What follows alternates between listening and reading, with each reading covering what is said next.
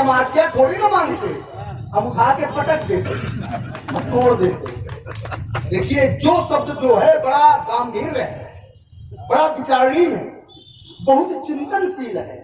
मैंने अपने भैया से क्या कहा, जो राउर अनुशासन का, जो माने यदि आपकी आज्ञा पा जाऊं तो, अगर आज्ञा नहीं तो हम कुछ नहीं करेंगे।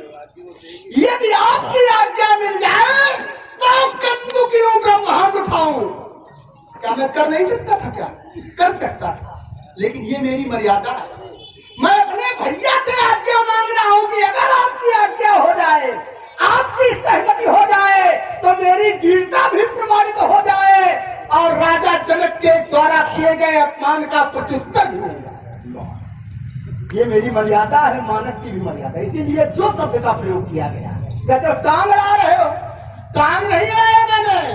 राजा जनक ने जब कहा अब चलिको माखे भटमानी वीर विहीन नहीं मैं जानी, जब इन शब्दों को मैंने सुना तो मैंने राजा जनक से कहा था, कहीं जनक जस अंजुट बानी विद्यमान रघुकुल मर जानी। अरे राजा जनक, तुमने ऐसी अंजुट बानी का प्रयोग किया है और किसके रहते, किसके सामने कहा है, विद्यमान रघुकुल मरी। रघुकुल मरी के उपस्थित होते हुए तुम ऐसा कह रहे हो वीर विहीन नहीं मैं जानी। तब मैंने कहा था कहीं जनक जस अंजुट बानी। तब मैंने अपने भैया से कहा अगर आपका की आज्ञा हो जाए। क्यों? इसका एक कारण है, राजा जनक के कहे हुए वचनों का उत्तर भी मैंने दिया और जो वीरता समाज में सो गई थी, वीरता को जागृत कर दिया मैंने। लक्ष्मण अगर ऐसे शब्दों का प्रयोग न करता तो सोई हुई वीरता नहीं जागती।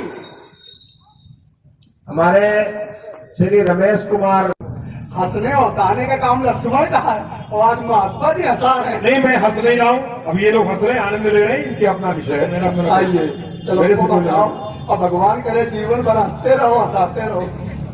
आइए, ये तो गुण उत्तर हो गया। अब अगले क्रम में आइए, महात्मा परशुराम जी से मैंने एक वाक्य शब्द कहा था, क्यों 3-5 कर रहे हो? थोड़े थोड़े शब्दों में सब सारी बातों का उत्तर, क्योंकि वहीं से प्रारंभ होना जहां से ये प्रारंभ हुए थे। तो इन्होंने कहा मैं 3-5 इसलिए कर रहा हूं कि क्योंकि मेरा जन्म जो है अक्षय तृतीया को हुआ है और मैं 5 भाई हूं, इसलिए 3 और 5 इनके कहने का भाव ये। और मैंने कहा था 3-5 न करो, 3-5 से दूर हो जाओ। क्यों दूर हो जाओ?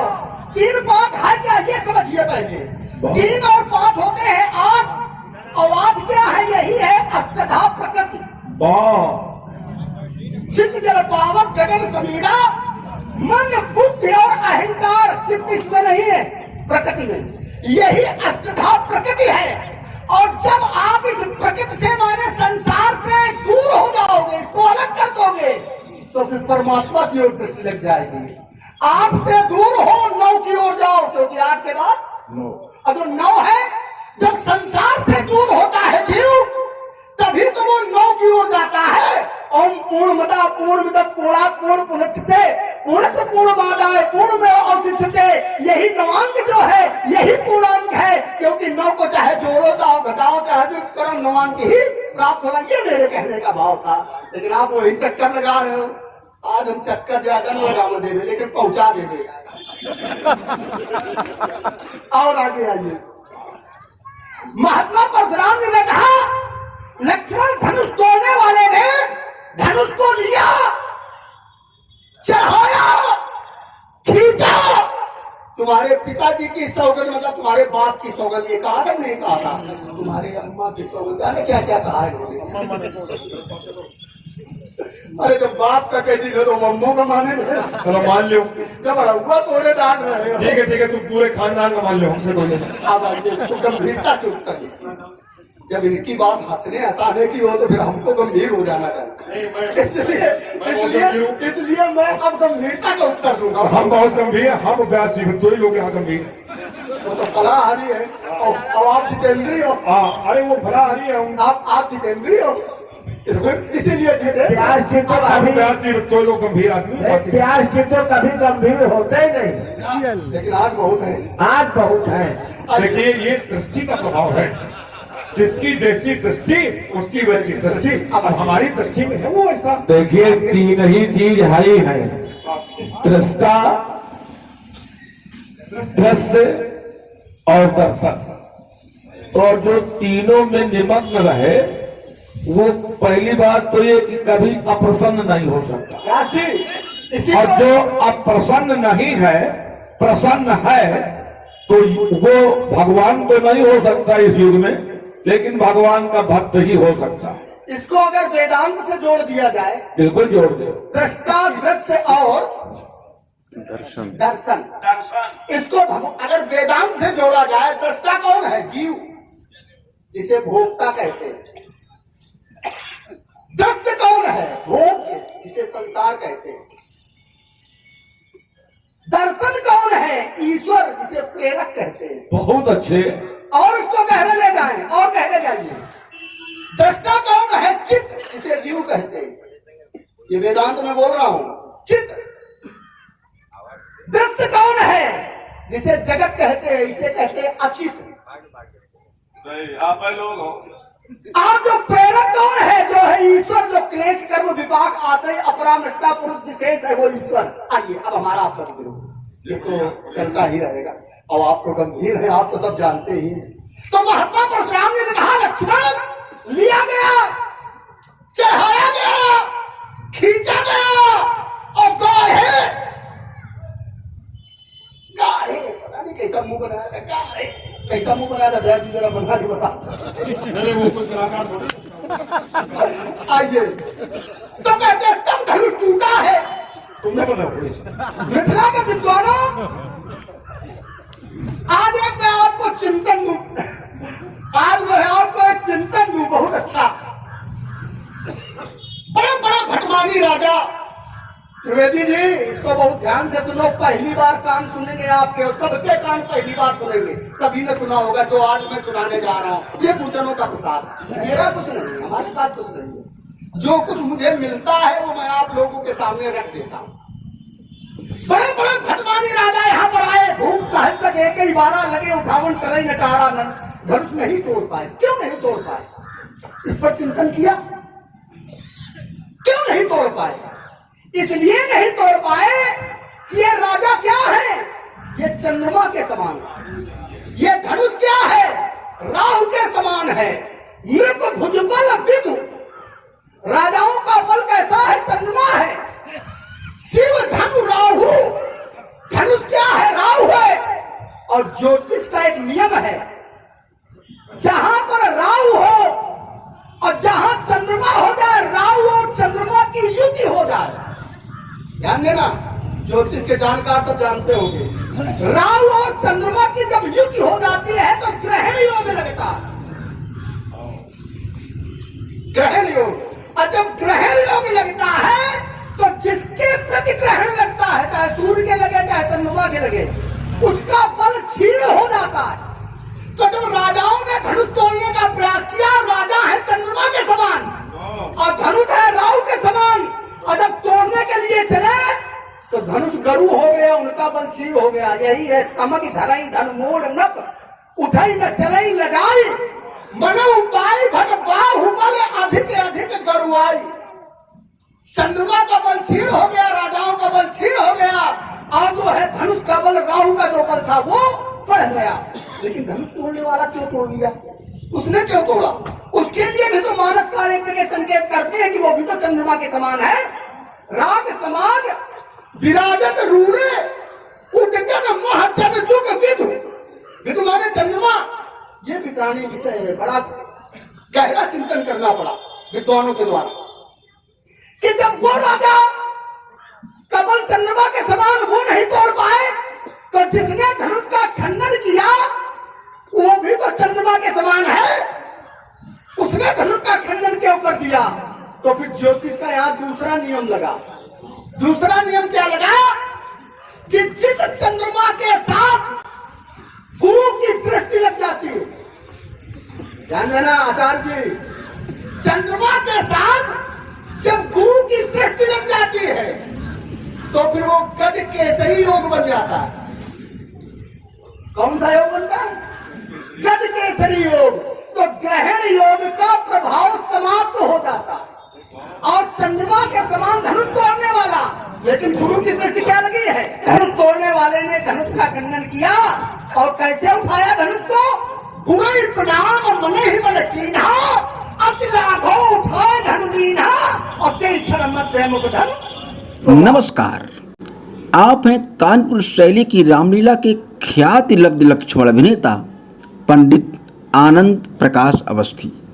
आनंद जी जनपद कानपुर नगर के ग्राम वीरसिंहपुर के मूल निवासी हैं और अपना वर्तमान आवास शहर के हंसपुरम क्षेत्र में बनाए हुए हैं। अवस्थी जी ने सन 1987 में लक्ष्मण का अभिनय प्रारंभ किया था। तब से प्रारंभ हुई आपकी अभिनय यात्रा अब तक अनवरत रूप से जारी है। अपनी विशिष्ट और ज्ञान युक्त संवाद शैली के द्वारा आनंद प्रकाश अवस्थी ने लक्ष्मण अभिनय में अपनी एक विशिष्ट पहचान बनाई है। रामलीला के परिप्रेक्ष्य में विभिन्न ग्रंथों का अध्ययन करते हुए ज्योतिष विषय ने आपको विशेष रूप से आकर्षित किया और आज आप उच्च कोटि के ज्योतिषविद के रूप में भी स्वयं को प्रतिष्ठित कर चुके हैं। प्रस्तुत है पंडित आनंद प्रकाश अवस्थी से उनकी अभिनय यात्रा तथा रामलीला के विभिन्न संदर्भों पर 20 दिसंबर 2016 को हुई विशेष बातचीत। आनंद प्रकाश अवस्थी। मूल निवास? मूल निवास तो यहीं समझ लियो, B1210 आवास विकास हंसपुरम, नौबस्ता कानपुर। वैसे गांव है आपका कोई? ग्राम वीरसिंहपुर, जिला कानपुर नगर, उत्तर प्रदेश। रामलीला में कैसे आ गए आप? बस ये स्वयं की अभिरुचि। लक्ष्मण के अभिनय से ही रुचि थी? हाँ, लक्ष्मण की। कैसे आकर्षण हुआ इसे? कितनी उम्र से? रामलीला के प्रति आकर्षण था। लक्ष्मण का अभिनय बाल स्वरूप देखा, उत्तेजना देखी, उसका जो है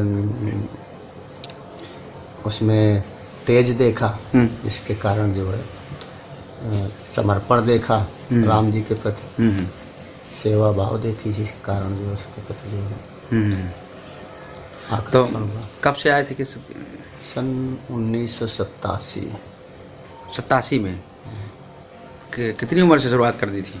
लगभग उस समय हमारी उम्र रही होगी करीब 20-22 साल रही होगी। 20 साल। अच्छा। तो मतलब शुरुआत किसी जोड़ी से बने थे कि अपने आप सीधे तैयार? नहीं, अकेले। अच्छा। किसको गुरु कौन थे आपके? गुरु तो वैसे तो हमने किसी को नहीं बनाया, लेकिन जो है मार्गदर्शक जो है हमारे अरविंद जी द्विवेदी और पथिक भाई। अच्छा, ये लोग मार्गदर्शक के रूप में इन्हीं से धीरे धीरे नारायण भाई का भी सहयोग रहा जी। तो पूरे सातों कांड की तैयारी की थी? नहीं, सातों कांड की नहीं। वैसे हमने किया तो एक ही दिन का है, लेकिन एक बार बने हैं सातों कांड में। अच्छा। साकेत नगर में जी, पूरे सातों कांड के? हाँ, बने हैं। अच्छा। लेकिन फिर एक ही दिन, केवल धनुष के दिन ही जाते रहे। अच्छा। तो मतलब इस तरह से ये आपके सफ़र के शुरुआत 87 से हुई? सन 87। क्या क्या तैयारी करनी पड़ी आपको? अब इसमें तो बाल कांड का ज़्यादा रहा, श्रीमद् भागवत रहा, अध्यात्म रामायण रही, वाल्मीकि रामायण रही, उत्तरकांड का भी जो है विशेष रहा, 20 में अन्य जो है सैद्धांतिक जो है योग दर्शन रहा, काफ़ी कुछ अन्य पुराण ग्रंथ। वैसे फार्मल शिक्षा कहाँ तक है आपकी? फार्मल शिक्षा तो पूर्ण नहीं हो पाए। वैसे BSc का जो है हमारा पहला साल किया। अच्छा, ब्रेक हो गई थी वहीं से? हाँ, वहीं से ब्रेक हो गई। फिर उधर हम ITI करने लगे, ITI किया था। अच्छा। हाँ, तो ITI का फिर कहीं आगे नहीं बढ़े इधर रामलीला में अपना? हाँ, इधर फिर अपना सर्विस करने लगे LML स्कूटर डिवीजन में। अच्छा, सर्विस करते थे हाँ। उसी ITI के उस पर? हाँ। अच्छा। और सर्विस करते करते उसी बीच में अभिनय शुरू कर दिया। तो इधर क्या अनुभव रहा? 87 से अब 16-17 आने वाला है इधर। नहीं, अनुभव तो काफ़ी लगभग कुछ रहा। हाँ, लगभग 29 वर्ष हो गए उनको, 28-29 वर्ष। और अनुभव का काफ़ी कुछ इससे जो है उनको सीखने को भी मिला। और समाज के प्रति भी जो है क्या भाव होने चाहिए, उसका भी जो है हमें ज्ञान प्राप्त हुआ। उठने बैठने, बड़ों का सम्मान करने, छोटों पर प्रेम करने, जैसा भी जीवन जीने की कला है या शैली है, उसका जो अनुभव तो मिला है। और जो है धन भी प्राप्त हुआ। मूल रूप से तो शौक के साथ साथ धनोपार्जन भी, धनोपार्जन का भी एक साधन हाँ। है रामलीला। बिल्कुल। तो एक व्यक्ति रामलीला में आकर के पूरा जीवन यापन कर सकता है क्या एक कलाकार के रूप में? नहीं, संभव है? हाँ, कायदे से अगर जीवन अगर समर्पित रहे तो जीवन यापन कर सकता है, लेकिन बहुत अच्छे ढंग से नहीं कर सकता है, लेकिन साधारण ढंग से कर सकता है। कर सकता है। मतलब उसे दूसरा काम करने की जरूरत नहीं पड़ती, लेकिन परिवार के खर्चे और सबसे साधारण ढंग से अगर बीच में कोई अन्य जो है उसके पास गलत मार्ग का अनुसरण न करे तो बहुत कुछ कर सकता है। इधर 87 से अब तक रामलीला में क्या परिवर्तन देखे आपने? परिवर्तन तो दिन पर दिन होते चले जा रहे। अब तो रंगमंच का जो है शैली बदल गई है, और शैली तो शुरू से ही बदली। अपने चरित्र को लोग बाग भूल जाते हैं अभिनय में। जो लक्ष्मण परशुराम का जो चरित्र है उससे हट के जब वो संवाद करते हैं तो रूप जो है उसका जो है विकृत हो जाता है, बिगड़ जाता है। तब इसमें एक पक्ष करता है तो दूसरे पक्ष को भी चलना पड़ता है। तो वो तो फिर निश्चित है, क्योंकि अभिनेता न बन करके चरित्र के साथ न्याय न करके वो व्यक्तिगत प्रतिष्ठा पर आ जाते हैं, बस वहीं बिगड़ जाता है, वहीं बिगड़ जाता है। इससे बचने का क्या तरीका है? बचने का तरीका ये है कि जो रामचरितमानस हमारा आधार है, अगर उसी के आधार पर संवाद किया जाए और लक्ष्मण बन के चरित्र जिए, और सामने वाला परशुराम बन के, या भी जो भी अभिनेता है वो अपने चरित्र का निर्वहन करे, तो उसमें कोई भी स्वरूप नहीं बिगड़ेगा। अच्छा। तब ये संभव है कि आगे इस तरह की संभावना दिखाई पड़ने के लोग संभावना का वो असल बात समस्या ये है कि इसको जो है डायरेक्शन देने वाला कोई नहीं है ना, निर्देशक जो है कोई अच्छा नहीं है, स्वयं जो है थोड़ा सा ज्ञान प्राप्त करके वो अल्प विद्या बहन। अगर कोई निर्देशक बनना भी चाहे तो कोई बनने भी तो नहीं, कलाकार उसका अनुशासन भी तो नहीं मानेंगे। गुरु शिष्य की परंपरा समाप्त हो गई है, तो इसलिए जो है वो। तो इस तरह से भविष्य क्या है रामलीला का, क्या देखना? भविष्य का अगर सुधार नहीं होता है तो बिगड़ा हुआ रूप तो दिखाई दे रहा है। जब आप 87 में जब आपने प्रवेश किया था रामलीला में, तब रामलीला का जो स्वरूप था तब फिर भी ठीक था।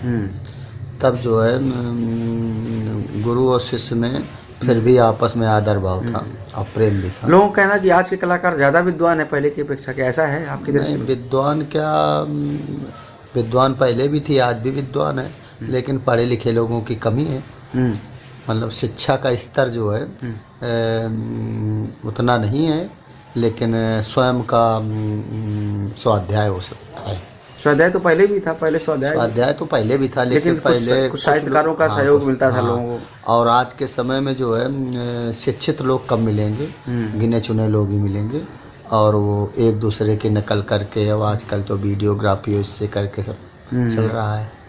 अच्छा, मतलब वो नए जो तैयारी आ रही है तो एक दूसरे को देख करके बस नकल करके जी, उसमें स्वाध्याय भी नहीं रह गया, अब तो वीडियोग्राफी रह गई। देख करके जैसा दूसरे ने बोला वही करने की कोशिश कर रहे हैं, नकल का है, नकल चल रहा है। और पहले इस तरह का नहीं था। पहले जो है स्वाध्याय भी था, अध्ययन, और उसको क्या कहते हैं गुरु शिष्य परंपरा से जो ज्ञान प्राप्त होता था वो भी था, और साथ में कुछ लोग शिक्षित भी थे। अच्छा, तो शिक्षा का तो वैसे स्तर बहुत अच्छा कलाकारों का रहा क्या? जो नहीं, फॉर्मल एजुकेशन कमजोर तो रही पहले? नहीं, कमजोर रही, लेकिन कुछ लोग बहुत अच्छे उच्च शिक्षा तक रहे, तो उनके बोलने की शैली, शब्दकोश उनके बहुत अच्छे रहे। अब कुछ ऐसे भी कलाकार रहे कि शिक्षा भले ही अच्छी ना रही, फिर भी जो है सत्संग के द्वारा उनकी शब्द शैली बहुत अच्छी हो गई। अब शब्दों शैली का कहीं ना कहीं अभाव दिखाई पड़ रहा है, भले ही शिक्षित ज्यादा हो। बिल्कुल निश्चित अभाव है, जो कि वातावरण बिगड़ रहा है। शिक्षा होना अलग बात है, लेकिन वातावरण का प्रभाव तो पड़ता है। वातावरण, समाज की सोच क्या है रामलीला के प्रति? समाज की सोच, जब कलाकार जो है अभिनय अच्छे ढंग से नहीं जीवंत करेंगे तो समाज की भी दृष्टि जो है बिगड़ रही है। अब अच्छे लोग देखने कम जाते हैं। लक्ष्मण परशुराम संवाद में तो कुछ लोग चले भी जाते हैं, लेकिन उसमें जब संवाद न हो करके विवाद होने लगता है तो स्वरूप बिगड़ जाता है। विवाद को अगर विवाद कर दें, विशेष वाद कर दें तो अच्छी बात है, और विवाद को अगर झगड़े के रूप में कर दें, संवाद का रूप जो है झगड़े में कर दें, तो वो बिगड़ जाए। तो ये जो नए अभिनेता परशुरामी के तैयार हो रहे हैं, इनमें ही देखने को मिलता है क्या ये? वो तो कि पुराने वालों में भी तो ज्यादा है। पुराने वालों में भी कुछ था, लेकिन उसमें कुछ विशेष लोग थे जिनका संवाद बहुत अच्छा होता था, जिसमें हम तो सर्वोपरि पंडित कृष्णमुरारी त्रिपाठी को ही मानते हैं जी। उनका संवाद जो है मानस के आधार पर जितना अच्छा होता था, हमको तो नहीं देखने को मिला अभी तक किसी को। अच्छा, नए में क्या स्थिति है जो नए कलाकार आ रहे हैं? नए जो हैं तो उसमें भी जो है चरित्र अपना जीवन नहीं पाने कहीं से नहीं जीते हैं, बस ये है कि हाँ अभिनय कर रहे हैं। अच्छा, एक नाम के अभिनेता रह गए। ये जो रामलीला का मंच है, ये कला मंच है, अभिनय का मंच है ये, कि प्रवचन मंच है आपके हिसाब से? नहीं, प्रवचन मंच नहीं है, प्रवचन मंच तो बना दिया गया। ये बात अलग है कि अभिनय के द्वारा जो है समाज में कुछ संकेत चला जाए कि बड़ों के प्रति कैसा व्यवहार होना चाहिए, छोटों के प्रति कैसा होना, माता पिता के प्रति कैसा व्यवहार करना चाहिए, पत्नी के प्रति कैसा व्यवहार करना चाहिए, भाइयों के प्रति कैसे व्यवहार करना चाहिए, प्रेम करना चाहिए, ये तो शिक्षा मिलती है। लेकिन इसका तात्पर्य ये नहीं कि जो है, लेकिन आजकल इस रूप को भी बिगाड़ दिया गया। अब तो केवल सिर्फ अच्छा सुनाने बोलने पर ज़्यादा बोलने पर जोर रहता है, बस ज़्यादा प्रतिष्ठा संवाद में प्रतिष्ठा लगा के जो है वार्ता की जाती है। संवाद को संवाद की तरीके नहीं होने, संवाद शब्द का रूप ही जो बिगाड़ दिया है। एक और परंपरा चली कि लक्ष्मण के अभिनेता आधी रात के बाद नहीं बनते हैं, सवेरे बनते हैं, ये परंपरा कहाँ तक ठीक है आपके हिसाब से? तो ऐसा यद्यप धनुष यज्ञ का प्रकरण जो है वो तो श्री स्वयंवर देखी जाई से ही चलता है, प्रमुख प्रकरण जो है। और जो विगत दिवस गुरुवायुष पाई है, ये एक दिन पहले का प्रकरण है। तो अगर श्री स्वयंवर देखी जाई से भी अगर बन जाए तो गलत नहीं है। और वैसे तो अगर स्वरूप की पूजा देखा जाए उसके आधार पर गलत तो है प्रारंभ से। हाँ, जिसका हो जाए तो कम से कम उसी को अगर करना उसका जो है पूजन हो जाए तब तो उसको रहना चाहिए। और अगर नाट्य मंच के आधार पर देखो तो नाट्य मंच के आधार पर अगर संवाद के रूप में कि संवाद में ये आ जाए, स्वरूप पूजा पहले हो जाए तो उसका रूप। आपकी दृष्टि में क्या है? अपने हमारी दृष्टि में तो ये है कि रामलीला यद्यप धार्मिक कार्यक्रम है, और अगर जिसका पूजन हो जाए अंत तक तो उसको ही रहना चाहिए, श्री लग जाए जिसको। हाँ। अच्छा, आपकी कोशिश क्या रहती है कि आधी रात से बनने की कोशिश रहती है कि प्रयास रहता है कि हम शाम से ही बन जाए तो कोई हमें दिक्कत नहीं? हमारी तरफ से कोई ऐसा कुछ नहीं रहता है, अब तो परंपरा चल गई है। और ऐसा कुछ नहीं है कि हम शाम को नहीं बनेंगे, ये कोई हमारा निर्णय नहीं है। अगर कमेटी की इच्छा है कि शाम को बनो तो हम शाम को बन जाएंगे, और कमेटी की इच्छा नहीं है आपको सुबह बनना है तो हम सुबह भी बन जाएंगे। अब तो कमेटियां स्वयं निर्णय लेती हैं, अब तो अभिनेता ना भी लेना, अगर कमेटियां स्वयं कहने लगती हैं शाम को छोटे बच्चे बन जाए और सुबह जो है बड़े स्वरूप बन जाए। तो ऐसा हमारी तरफ से कोई ऐसा नहीं है कि नहीं हम सुबह ही बनेंगे, शाम को नहीं बनेंगे। अच्छा, मुरारी जी के अलावा और किसके साथ बढ़िया आपको लगा कि इनके साथ हमें एक संवाद का जो कुछ चिंतन करने का मौका मिलता है? जब संवाद हमारा सबके साथ अच्छा होता रहा है, चाहे पंडित कृष्ण मुरारी जी हों, पंडित डॉक्टर राजेंद्र प्रसाद त्रिपाठी हों, या पंडित पीएन चतुर्वेदी जी हों, पंडित राजेश पांडे हों, और सबके साथ राम बाबू जी द्विवेदी हों, सबके साथ हमारा संवाद अच्छा होता है। लेकिन इनमें सर्वोपरि पंडित कृष्ण मुरारी त्रिपाठी, इनके साथ एक ऐसा लगता था कि बने अच्छा लगेगा। हम ही नहीं, सबके साथ जो उनके साथ बनता था तो उनका जो बोलने की शैली थी और कला पक्ष था, और मतलब एक तरह से अभिनय के मूर्तिमान स्वरूप थे परशुरामी के।